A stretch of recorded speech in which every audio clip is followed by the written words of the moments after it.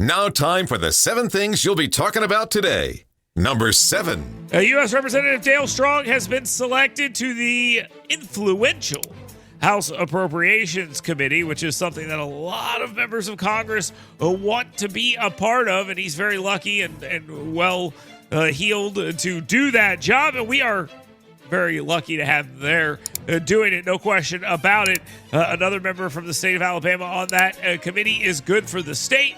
He represents the 5th Congressional District, and he is the first Republican from the 5th Congressional District to serve in that role. Strong emphasized the importance of continuing Alabama's historical influence on federal spending decisions and pledged to prioritize fiscally conservative ideals. Chairman Tom Cole, a Republican of Oklahoma, praised Strong's leadership and public service, calling him a valuable addition to the committee responsible for overseeing discretionary federal spending. So that's a pretty good committee to get people on. This is a good guy to have on there, and good for him. Number 6. Unexplained. Uh-oh. That's a U.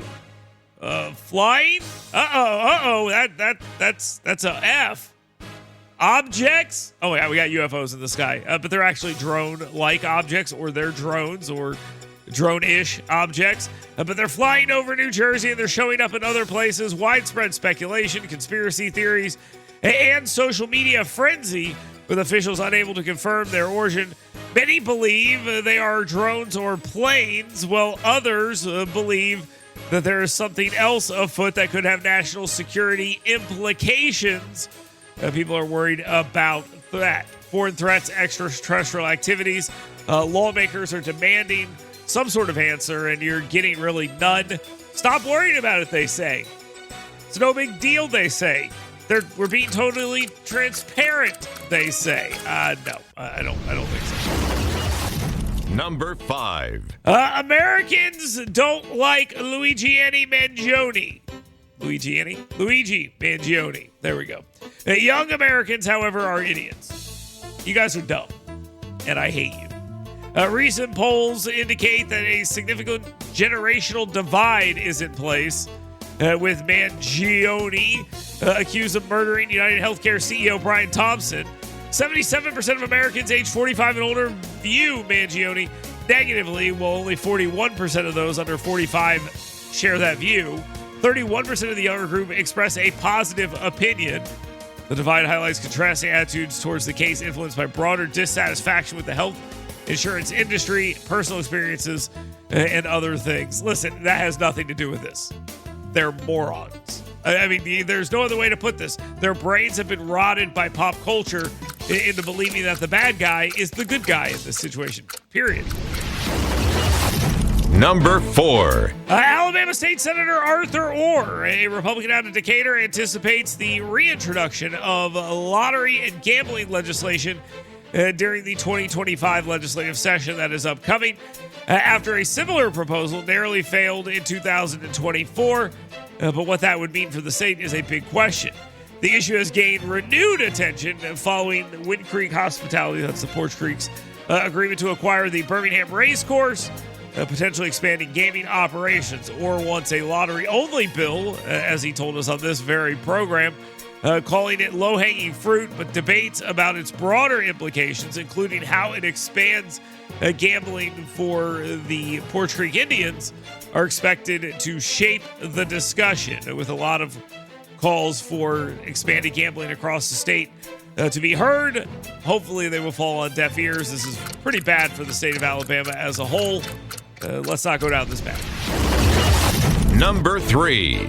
Alabama's sundown town, no, not that one, Birmingham, has tied its 1933 record for new business openings? No. Happiness? No. Oh, homicides. Homicides in a single year, reaching 148 after the shooting death of 48-year-old Randall Taylor Jr. at a West End walking trail. The city's population decline since 1933 makes the current homicide rate of 7.5 per 10,000 residents significantly higher than the 1933 rate of 5.7 per 10,000. With 17 days left in 2024, police are working to solve the remaining cases and address the spike in violence, which has disproportionately impacted this community during the holiday season traditionally. So there we go. More violence coming this holiday season. You can do it, Birmingham. You'll get there. Break that record. Yay. Number 2. Okay, United States Senator Tommy Tuberville really hates the change away from daylight savings time. He hates it. Holy cow, this is like a crazy thing. He really hates it. The Republican from Auburn has a new ally in that cause.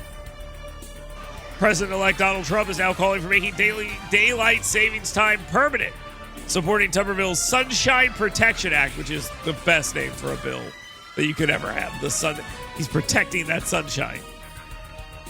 Tommy Tuberville, what did you accomplish this week? I protected the sunshine. Okay. Tuberville argues that eliminating time changes would benefit Alabamians by adding evening sunlight, improving daily routines, and modernizing outdated practices. I have a hard time caring about this. I'll just be completely honest with you. I don't even know which one is which. So with daylight savings time, if it's permanent, we get more daylight. Is that right? Will the sunshine be protected? I don't know, but please stop. Now, time for the number 1 thing you'll be talking about today. Guys, this is a big deal. And I don't think it's been given the attention it deserves appropriately. It's kind of been given the attention it deserves, but I think inappropriately. ABC News and George Stephanopoulos, formerly of the Clinton administration, which is weird that the head reporter for ABC News is a former member of the Clinton administration. But what do I know? I mean, who would have foreseen some sort of bias in that?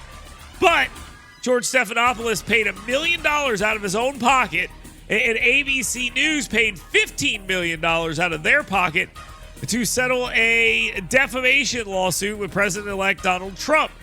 In an interview, George Stephanopoulos accurately stated that Donald Trump was found liable for rape, when the jury had determined that he was liable for sexual abuse.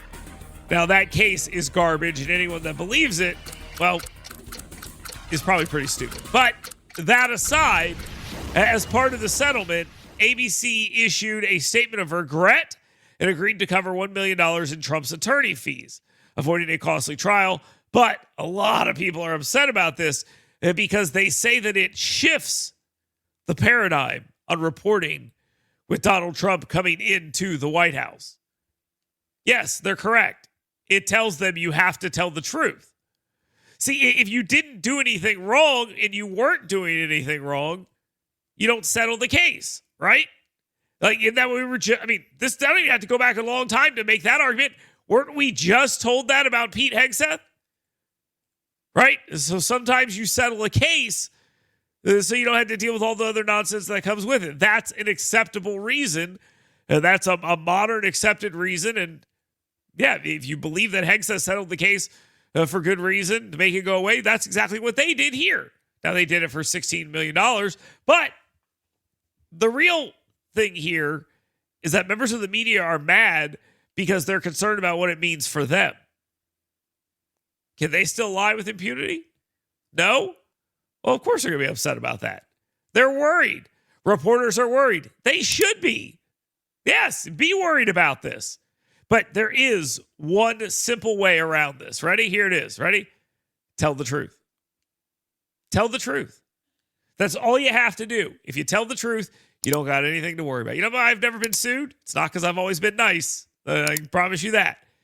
It's because I tell the truth. It's that simple, folks. Thank you very much. I am fantastic. I agree. If you'd like to weigh in, you can do so. You can also ask your questions for 10 with him right now. 866-494-WVNN. We shall return. Get WVNN's Dale Jackson 7 Things You Should Be Talking About Today right in your email box every morning. Go to yellowhammernews.com and sign up today.